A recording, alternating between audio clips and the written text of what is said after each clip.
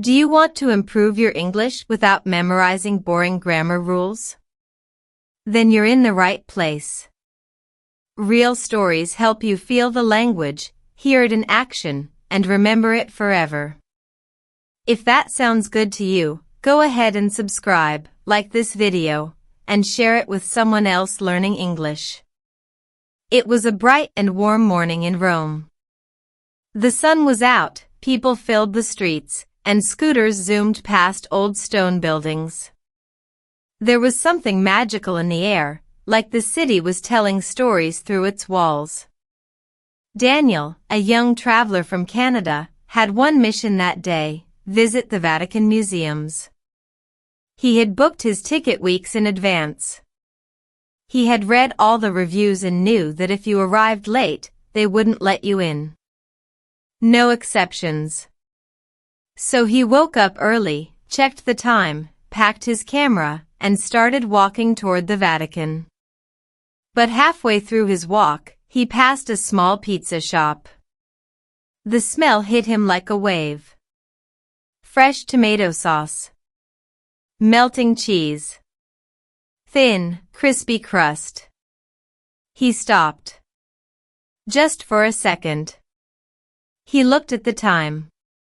Still over 30 minutes left. Maybe just one slice, he thought. He stepped into the shop. It was small, with only a few tables.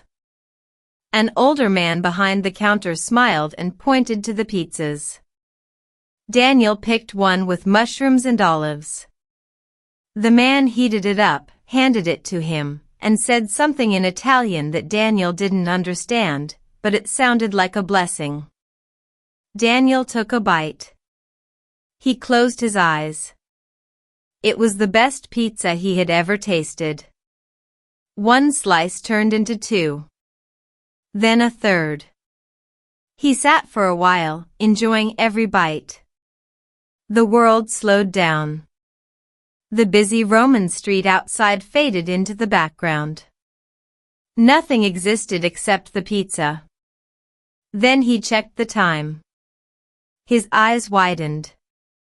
He jumped out of his chair, thanked the man quickly, and ran down the street.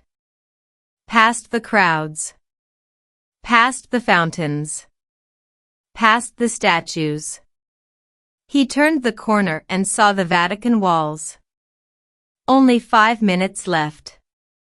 He pushed through tourists, holding his ticket high like a torch. When he reached the entrance, the security guard looked at the time. Daniel was 3 minutes late. The guard shook his head. No entry. You missed your time. Daniel begged. He explained everything. The pizza. The run. The few minutes. But the guard stayed firm. Rules were rules. Daniel sat on a bench nearby, breathing hard. He was sweating, tired, and still holding the napkin from the pizza shop. He was disappointed, but then he laughed. How many people could say they missed the Vatican because of pizza? Later, he walked along the Tiber River, still smiling. He knew he could try again the next day. But that pizza, that perfect, unforgettable pizza, was a once-in-a-lifetime moment. That night, in his journal, he wrote, "Today I missed something important. But I gained something better, a story I'll never forget. And the best pizza of my life." You just learned a ton of English without even noticing. That's the power of stories. You lived a little piece of Rome today, and you picked up natural grammar, vocabulary, and expressions along the way. If you liked this story, like the video, subscribe to the channel, share it with a friend who's learning English.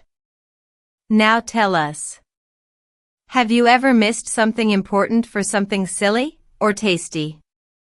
Drop your story in the comments. We'd love to hear it. See you in the next one.